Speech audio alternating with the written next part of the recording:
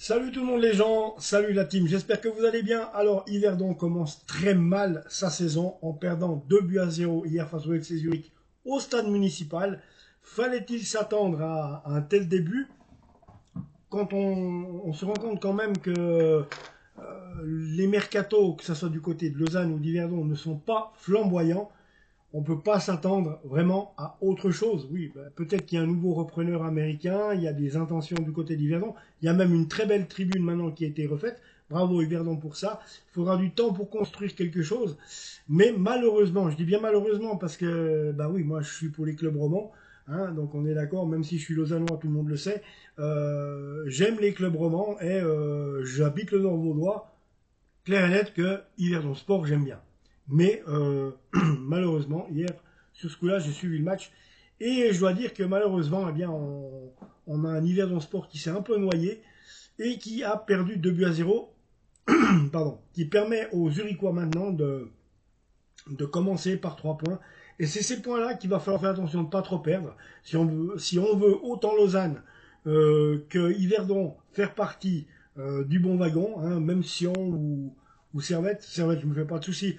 Je pense qu'ils vont passer leur temps à courir derrière Young Boys. Ça va être la guerre des deux, à mon avis. C'est ainsi que ça va se passer. Mais pour Lausanne et Yverdon, c'est vrai que mon club de Lausanne Sport, j'attends de voir ce qui va se passer cet après-midi, comment on va se comporter contre Bâle.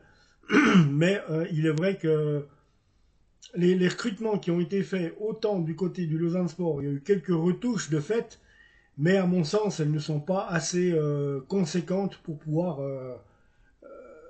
avoir autre chose comme comment dire, avoir autre chose comme ambition que le maintien.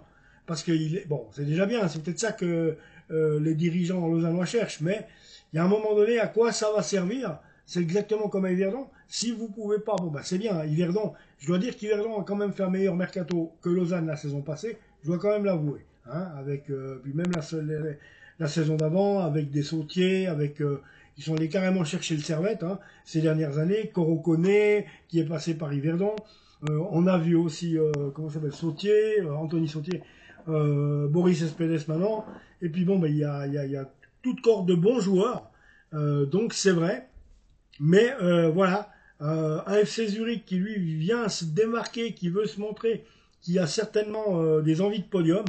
C'est 2 buts à 0. On va regarder vraiment vite fait ce qui s'est passé. C'est des paradoxes parce que la possession de balle était de 54% pour Yverdon Sport et de 46% pour le FC Zurich. Et quand on regarde au tir, il y a eu 20 tirs pour le FC Zurich et 4 tirs seulement pour Yverdon Sport. Donc c'est totalement ambivalent tout ça. On va regarder maintenant les compos et le déroulé. Donc, Yverdon Sport jouait en 3-4-3 avec Paul Bernardoni dans les buts, avec Anthony Sotti en défense, Marquez et Tidjani en défense. Tidjani s'est fait expulser en fin de match. En milieu de terrain, on trouvait Lucif, Dakouri, Boris Espedes, William Lepogam. En attaque, Comano, Mayus, Ayman Mayus, Mauro Rodriguez. Voilà, donc autrement, dans ce match, Kakuri, Comano, pardon, Mayus, Cespedes et Rodriguez, eux, ont cédé leur place, bien entendu, à Kevin Carlos Amoroui Benjamin, Ressé Autier, Fodé Silla, voilà. Et puis c'est tout, hein. Autrement, il n'y a pas de. Ils ont oublié de me marquer deux noms là. Enfin, tant pis. Le FC Zurich, lui, jouait en 4-1-4-1. Donc voilà, les nouvelles combinaisons de nos jours. Donc avec Breccia dans les buts en défense, Gomez, Katic, Kriezu, Tozic, la sentinelle qui était Condé, Chouillard en attaque avec Marquezano, Krasniki et Mathieu. Et en point d'attaque, Perea, donc qui a pris aussi son carton jaune, mais qui est buteur aussi de la soirée. Donc Perea, Krasniki et Tozic ont été les trois remplaçants qui ont été les trois titulaires qui ont été remplacés. Donc on n'a pas tout utilisé du côté de Zurich. Donc Sylvain Waldner Doron Leitner qui a pris un carton jaune également.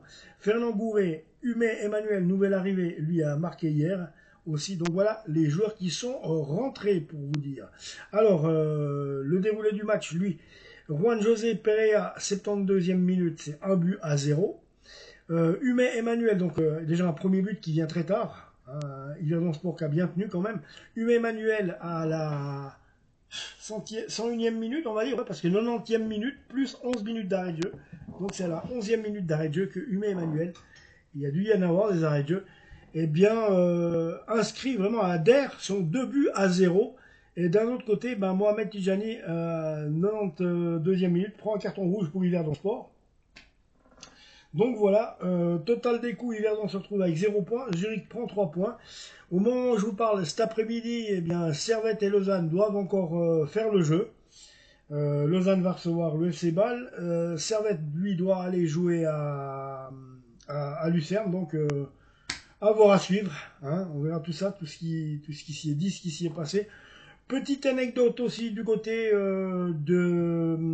comment dire, c'est Étoile Carouge qui a gagné, oui, c'est cela. Je regarderai tout ça, je reviendrai sur l'histoire. J'ai rien dit, j'ai un blanc. Donc on verra bien, je vous redonnerai le résultat d'Étoile Carouge dans une prochaine vidéo. Abonnez-vous à la chaîne les amis et on se retrouve tout bientôt parce qu'il va y avoir des matchs aujourd'hui. Ciao.